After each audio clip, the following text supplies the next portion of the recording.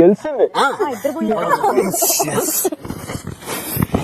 ఇది గుర్తుపెట్టుకో, తర్వాత మాట్లాడుకుందాం. తనుజ మహారాణిగా పట్టాభిషిక్తులు కండి. మహారాణి తనుజాకి జై హో. దేవ చక్రవర్తికి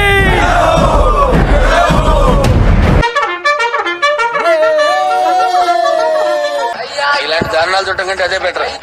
నాకు కొంచెం భయం వేసింది తనుజ, అందుకని పరిగెత్తుకొచ్చాను. భయం అది పుట్టించింది ఎవరు? మేము. కానీ భయం అంటే ఎటో మాకు తెలీదు. అసలు ఎవరు ఆడేం టెన్షన్ రాదు, కానీ నువ్వు ఆడి అనిపించిన టెన్షన్ ఉంటుంది నాకు. ఇప్పుడు ఏం చేయాలి? టెన్షన్ పడక మామ ప్లీజ్. నేను గ్యాప్ అయినప్పుడు నన్ను తీసుకోలేదు. నేను గ్యాప్ అయినప్పుడు తీసుకోలేదు. అసలు ఏం మాట్లాడుతున్నా తెలుస్తుందా భయ నీకు? ఈ పెయిన్ తోటి అసలు ఎట్టగలనా? ఇప్పుడు ఓకేనా? సెట్ అయిపోయిందా?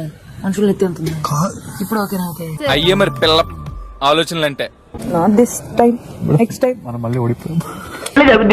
ఓడిపోవడం నా జన్మ హక్కు, నీకు తెలిసిందేగా. హాయ్ తనుజ, ఏంటి ఈ రోజు full of glowing? What's your secret? గారు ఏంటంటే మీ మొహం సండలో ఫేస్ గ్లామర్ గా ఉంటదని గుడ్ సన్ పూసుకున్నాలే. Tanuja supporter Bunny garu, Bunny garu, Bunny garu. But real supporter was me. ఏం చేద్దామంటావు మరి? ఏం చేద్దామంటావా?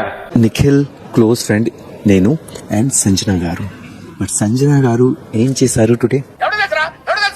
Sanjana garu is a really fake person in this house. అవునా? నిజమా? అందరికి ఫస్ట్ ప్రిఫరెన్స్ నువ్వు. ఎప్పుడు నయనా నేను ఫస్ట్ ప్రిఫరెన్స్ అయినందుకు 10th వీక్ లో కెప్టెన్ అయ్యాను. ఎవరికి ఉపయోగం? 10th వీక్ లో అయితే అయ్యావు కదా. పొరపాటు బిగ్ బాస్ సెకండ్ రౌండ్ పెట్టుంటే ఊహిస్తేనే భయంకరంగా ఉంది. పొరపాటున గిరపాటున నిఖిల్ తో కాంపిటీషన్, డెమాన్ తో competition. I'm ready to fight. ఏంటే కౌంటర్ ఇస్తున్నావు?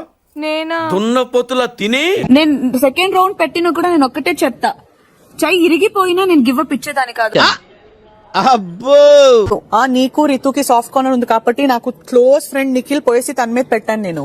ఆ లెక్కలు లెక్కేస్తే జీవితాంతం మా కాళ్ళు కడిగా నీళ్లు మీ నెత్తిని చల్లుకోవాలా? నువ్వు ఒక క్వశ్చన్ రేస్ చేసినప్పుడు నన్ను ఆన్సర్ చేయడానికి ఇవ్వు. మనం కూడా తప్పేనా? అందుకు అలిగేసింది మాట. పోలేండి, అమ్మాయిలతోనే ఇదిగో ఊరుకున్నంత తత్వం లేదు, బోడుకున్నంత సుఖం లేదు, మనకు తెలిసిన సామెతే. ఏమైనా క్వశ్చన్ అడిగినప్పుడు దానికి సమాధానమైన చెప్పండి. నువ్వు నేను ఏడుస్తానా, నేను చేస్తానా, నీకు అనవసరం, అది వదిలే. లేకపోతే అసలు నాతో పెట్టుకోకూరి, అసలు మాట్లాడుకోరు మనుషులు నాతోని. నేడు పాప నన్ను రా చెప్పి నువ్వేం నాకు చెప్పేది? అడగడం ఎందుకు, మళ్ళీ ఆపమన్నాడు అనడం ఎందుకు? చెప్పడం ఆపమన్నది రా. ఏడుస్తున్నా ఆపరా, ఏడు ఆపరా అన్నాను రా. నిన్ను కొట్టినా కుక్కను కొట్టినా ఒకటే. ఒరే ఏటోళ్ళు చెప్పింది పూర్తిగా వినవే. ఇలా వెనకే డిగ్రీ అన్నే చదివావు. ఇదేనా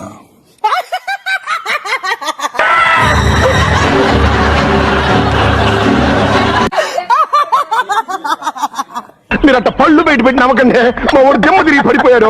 మా అన్నవాడిని అన్ని నేను వేసుకునేదాన్ని. చూడనా, నువ్వేమో వాడి పడేసిన బట్టలు నాకు ఇస్తావయ్యే, అవేమో పొడిగైపోయినాయి.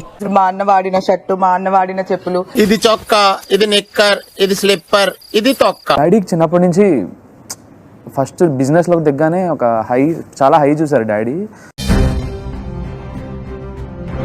అంటే చూసి ఆశ్చర్యపడిపోవాలి, ఎక్కడ వీడికి ఎలా ఎంత బిజినెస్ ఎలా అవుతుంది అసలు అని చెప్పి. నేను పుట్టినప్పుడు అదృష్టం కలిసి వచ్చిందని చెప్పారు. ఆఫ్టర్ 2-3 yearsకి ఫ్రెండ్స్ వల్ల వీళ్ళ వల్ల వాళ్ళ వల్ల మోసపోయి మొత్తం జీరోకి వచ్చేసారు డాడీ.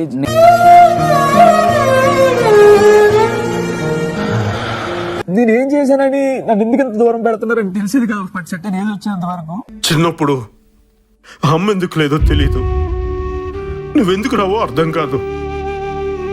చాలా కోపంగా ఉండేదత్త. కంటికి కనిపించిన శత్రువుతో బయటికి కనపడి యుద్ధం చేసేవాడిని అత్త. బయటికి కనపడి యుద్ధం చేసేవాడిని. పెట్టుకునేవాడిని ఎప్పుడు. ఏంటి నాకు లైఫ్ ఏంటి అసలు, ఎవరు చూసుకునేవారు లేరు. ఎలా ఉంటుందంటే చిన్నపిల్లల మైండ్ సెట్ ఆ టైంలో, పర్టికులర్ టైంలో బెస్ట్ ఎడ్యుకేషన్ ఇప్పించేస్తున్నాం, బెస్ట్ ఫుడ్ ఇచ్చేస్తున్నాం, బాగా చూసుకుంటున్నాం అంటే కాదు. బాగుండడం అంటే బాగా ఉండడం కాదత్త, నలుగురితో ఉండడం, నవ్వుతూ ఉండడం. డాడీ నాకు నువ్వు కావాలి. నాకు తెలిసినప్పటి నుంచి నేను మా డాడీ దగ్గర లేను, మా మమ్మీ దగ్గర లేను. ప్రతి ఒక్కరు ఫోన్లు చేశారు హాస్టల్కి. బట్ నా పేరెంట్స్ నుండి ఒక మంత్స్ వరకు కాల్ వచ్చేది కాదు. ప్రతి ఆదివారం నేను హాస్టల్ వార్డెన్ దగ్గర కూర్చునేవాడిని. ఫోన్ వస్తుందేమో. బట్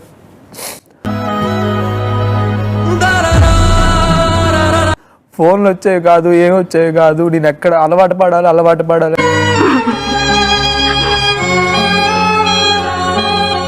అది చిన్నపిల్లలకు కూడా అది నాకు చిన్నప్పుడు దొరకలేదు, బట్ నాకు ఆ టైంలో తెలియదు అసలు వాళ్ళు ఏం ఫేస్ చేస్తున్నారు అని చెప్పేసి. నాలుగు తిట్టినా గానీ పైసలు ఇస్తాం కదరా, మేము బతుకుతున్నదే మీ గురించి కదరా.